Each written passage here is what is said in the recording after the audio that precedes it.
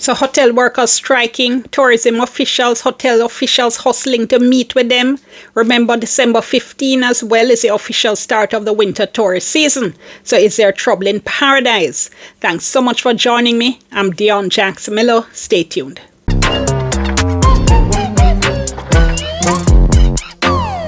I've actually been trying to remember if I've ever seen anything like this, meaning industrial action like this. Several hotels, one after the other, with workers taking industrial action. Workers coming out, talking publicly, talking to media, saying they can't take it no more. I honestly can't remember this, and if you can, tell me in the comments below, alright? I think there are different things going on. I don't think it's necessarily as straightforward and simple as it looks. It started in October with industrial action at the Royalton hotels in Negril and in Trelawney. The report was that the workers walked off the job to protest against working conditions at the resorts. They protested at the entrance of the resorts, holding placards to express displeasure with the hotel's management. So in that case, we were told the general manager at Royalton Negril was suspended as tourism bigwigs huddled to try to calm down the workers. But it's like what happened at Royalton and woke up everybody else. So we've seen industrial action at Iberia Star in Montego Bay, and we've seen workers at Secrets and Breathless in Montego Bay, which are adjoining properties reportedly owned by Hyatt. They also walked off the job, and one worker said that for the last 14 years, commission remained the same. She said working conditions were horrible. She said the water system is horrible and has a stinky smell where they say it's water that's recycled. But she said she thinks it's really bad when recycled water, you can actually smell it. She said also parking conditions were horrible, but she said the major concern was that they needed a raise of pay. Then we saw a protest at Excellence Oyster Bay in Trelawney. Again, workers protesting against low wages, lack of overtime pay, and non-permanent positions, which they say undermine job security. Now, government officials are jumping around trying to put out all these fires. So the Observer reported that Tourism Minister Ed Bartlett is meeting with the entire ownership structure of the country's tourism industry. Why, Mr. Bartlett? That sounds like a whole heap of meetings, the man. Also, Radio Jamaica News reported that the Ministry of Tourism says the continued protest action indicates a failure of human resource management at some resorts. Delano Sivright, who is a senior strategist in the Ministry of Tourism, says poor internal staff communication was playing a role. Then you have opposition leader Mark Golding. He said it's a direct result of poor governance. He said the Ministry of Tourism neglected the needs of the local industry. And he said high cost of living, inadequate transportation, and poor roads put tremendous pressure on the hotel operators and the workers, bringing the situation to boiling point. Then Prime Minister Andrew Holness said the workers warrant proper remuneration. He said his administration respects the workers. He said they hear their plight and they understand their issues. Okie dokie then. Whole heap of finger pointing. And of course, let us not forget, never forget, we are less than a year from an election. So you're going to have politicians politicking. Having said that, look, it's not now we're hearing about poor salaries and poor working conditions in the tourism industry, all right? I've heard a whole heap of stories. I'm sure you have stories of your own, and you've heard a lot as well. And at all the properties where the workers been striking, we've been hearing the complaints about low salaries as well as poor working conditions. We also know that just by the virtue of the tourism industry, there are problems there. We know that there are some guests that are absolutely awful to the workers. We also know that a lot of hotel workers live in very substandard conditions, all right? So by day, they work in these nice, pretty, fancy hotels, and then at night, they go home to less than ideal conditions. That's partly caused by the fact that they get low pay, but it's also caused by the fact that over the years, government has neglected to put in place adequate affordable housing.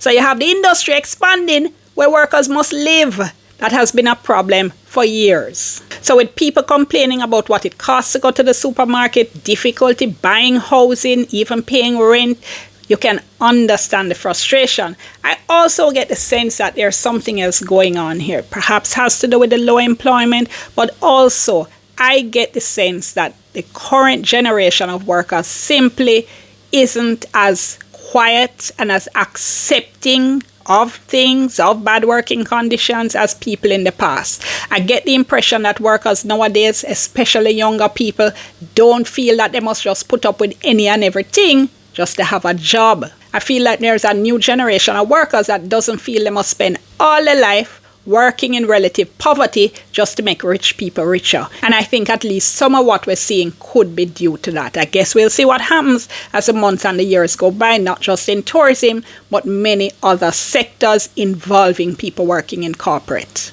And I do want your thoughts as well on what you think is going on. Make sure you drop them below, alright? Want to read what you have to say. There's always a very delicate balance when you're talking about industrial action, especially in an industry as potentially fragile as tourism. Now, I am not telling anybody not to take industrial action if they think that is what is warranted. And guess what tell you they support workers, right? Them just not feel so them holiday must mash up. So the fact that we're seeing all this running up and down because of the strike shows that they have been having an impact.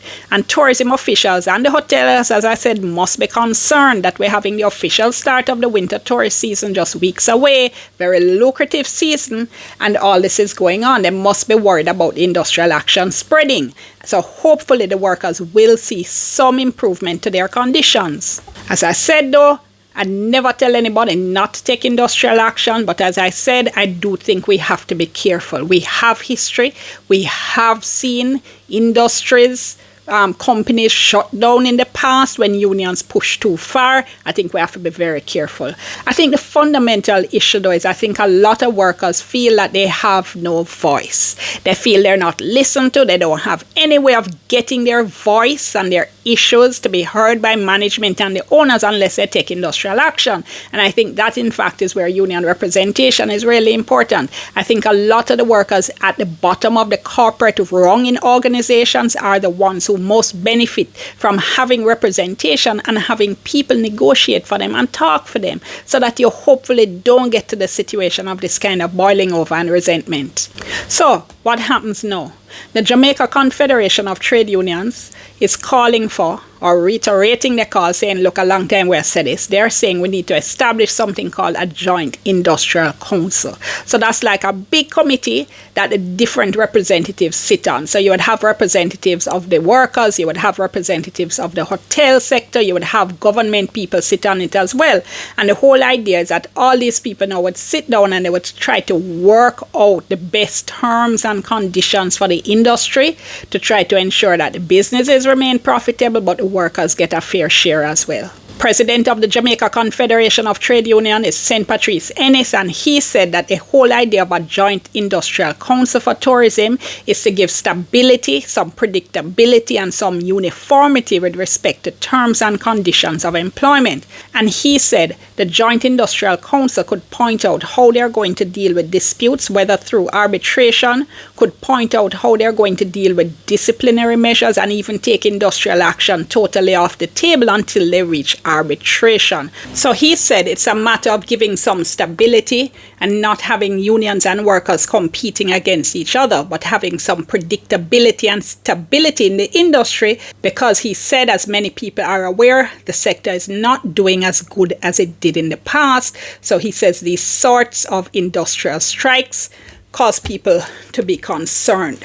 Sounds like it's worth a try. One thing though is for sure, we can't continue to have an industry making so much money, certainly for its owners, because we know a lot of that money does not stay here, it goes out of the country, but also making money for the country, and at the same time the workers who make the industry work, who bear the brunt, right? We can't have them in a situation where they're earning such low salaries that they don't feel they can maintain a proper standard of living. They don't feel they can live somewhere decent. That can't work. I suspect that kind of model of employment is not going to be working for much longer. Gonna have to leave it there. I'm Dionne. Thank you so much for watching. Do like the video, subscribe to the channel, and of course share the video with anybody you think may be interested. See you next time.